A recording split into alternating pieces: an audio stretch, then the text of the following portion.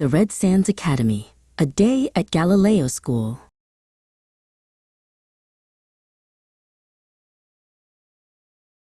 Deep in the Valles Marineris on Mars, the glass domes of Galileo School sparkled like giant bubbles. Inside, Lyra woke up and rushed to her window.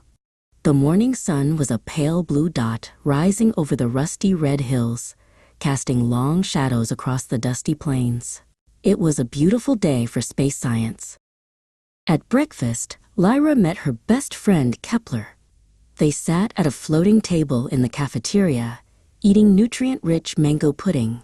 "Do you think we'll get to use the big telescope today?" Kepler asked, his eyes wide with excitement. They watched as their juice boxes drifted slightly in the low gravity before they caught them.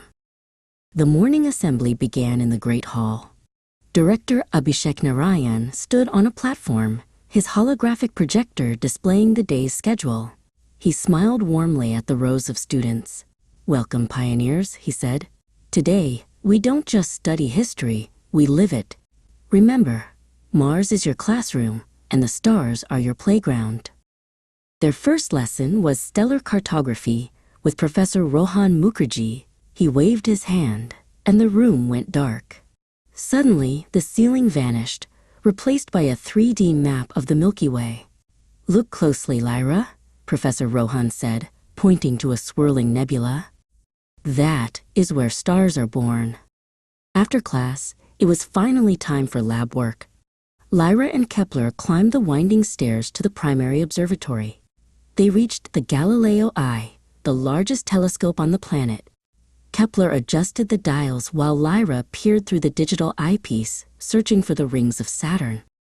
During recess, the children headed to the low-gravity gym. Lyra and Kepler played a game of moonball, leaping 5 meters into the air to catch a glowing sphere. "I've got it!" Lyra cheered as she performed a slow-motion somersault near the ceiling, her hair trailing behind her in the light air.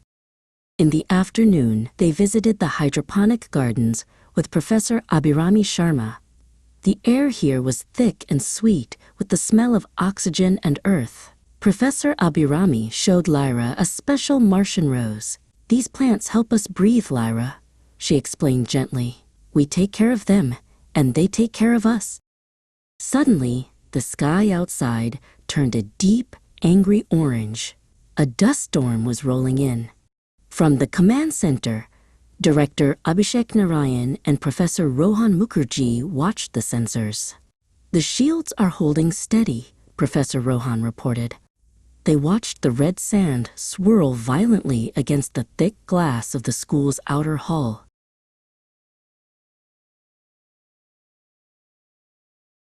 By evening, the storm had passed, leaving the air clear.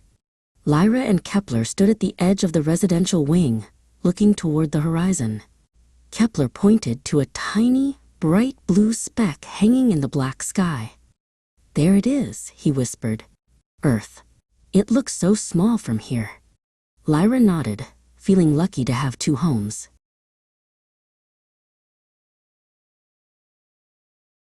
As the moons Phobos and Deimos crossed the sky, Lyra climbed into her cozy sleeping pod. She thought about the nebulae, the low-gravity games, and the Martian roses. She closed her eyes, ready to dream of new galaxies. Life at Galileo School was an adventure that never ended, and tomorrow there was even more to discover.